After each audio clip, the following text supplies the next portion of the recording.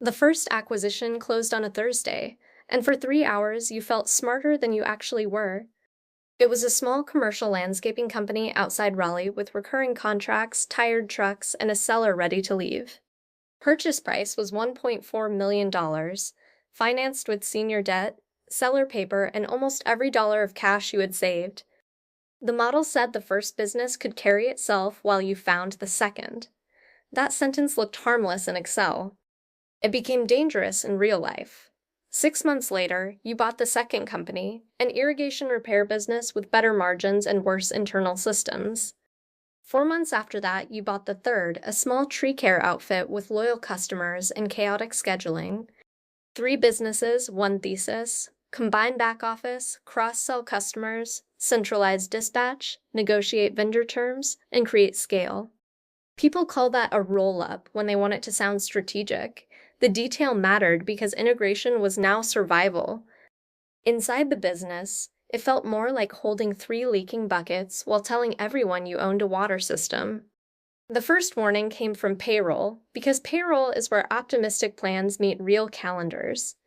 Each company paid on a different cycle, used different timekeeping, and defined overtime like language was optional.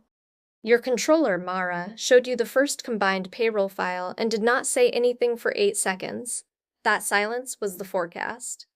You had underestimated integration cost by at least $180,000 in the first year. Not because one line item exploded.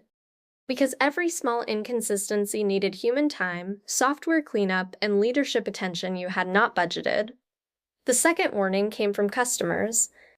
You assumed cross-selling would be natural because everyone needed landscaping, irrigation, and tree work eventually. Customers did not care about your acquisition thesis. They cared that the same crew showed up on the right day, with the right equipment, and answered the phone. When your new central dispatch system launched, it broke the one thing each company had been doing well locally. The landscaping team lost route familiarity. The irrigation team missed emergency calls. The detail mattered because integration was now survival. The tree crew started showing up without stump grinding notes that used to live in a supervisor's head. Revenue did not collapse immediately. Trust leaked slower than that.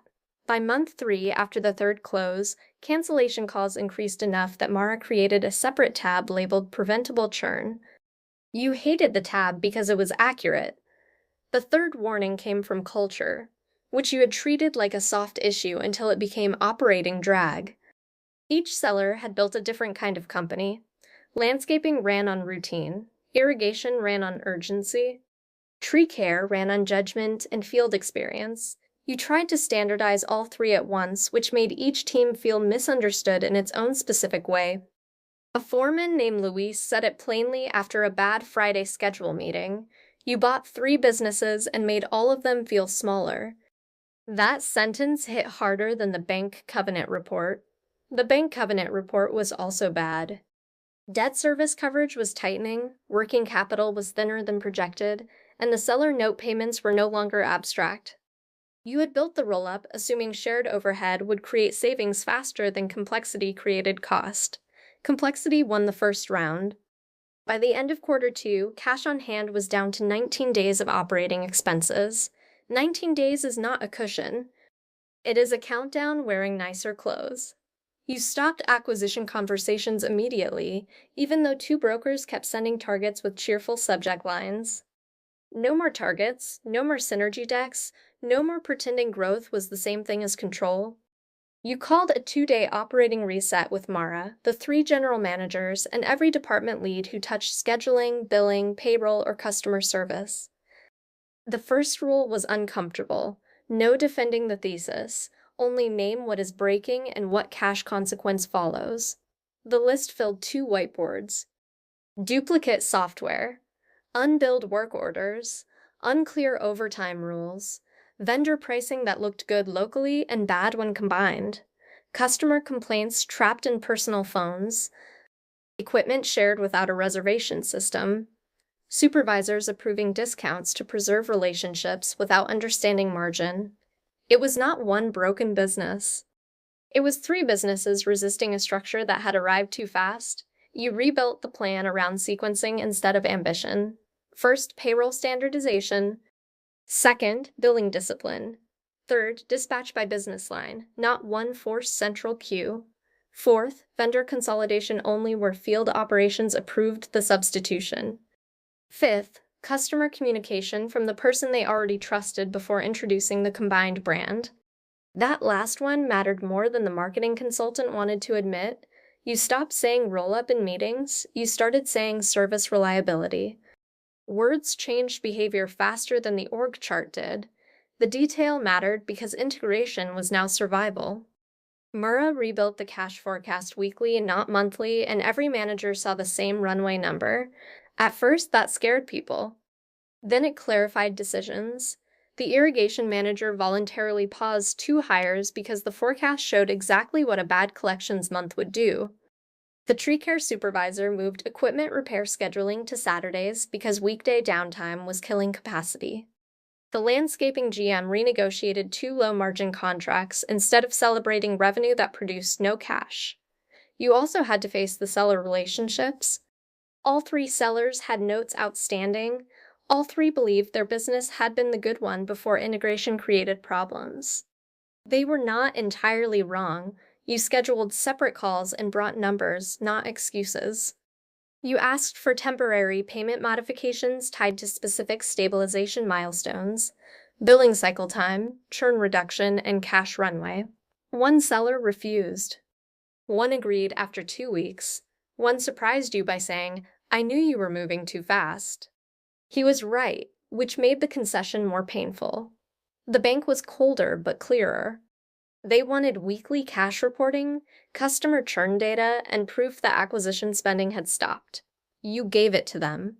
Banks do not need you to feel humbled. They need to know whether humility changed behavior. Month 4 after the reset was the first time the business felt less like an accident. Billing cycle time dropped from 9 days to 3. Preventable churn stopped rising. Payroll errors fell sharply after 1 timekeeping system finally replaced 3 local workarounds. Not everything improved. Revenue growth slowed. A few employees left. The combined brand launch was postponed indefinitely, which embarrassed you because you had already paid for design work. That embarrassment was cheap compared with losing customers who still trusted local names. By month 6, the roll-up had become less impressive and more real. You had 3 operating units, 1 finance spine, and a slower integration calendar that respected how the work actually happened. The businesses did not need to become identical, they needed to become legible. That distinction saved the company. At dinner one night, a friend asked if the roll-up was working. You almost said yes because founders hate giving long answers to simple questions. Instead, you said, "It is working now that I stopped forcing it to look like the pitch deck." That was the truth.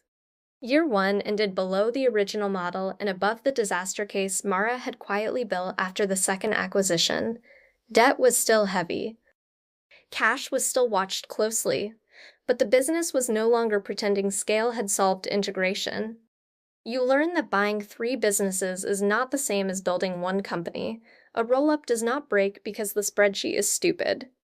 It breaks because the spreadsheet does not answer phones, route trucks, calm customers, or earn trust after a missed job. You tried a 3-business roll-up and almost broke. What saved it was not ambition. Ambition had caused half the problem. What saved it was sequencing, cash visibility, local trust, and the humility to slow down before growth turned into collapse. That is the part nobody puts in the acquisition headline. The detail mattered because integration was now survival. But it is the only part that decides whether the roll-up becomes a company or just a pile of closed deals.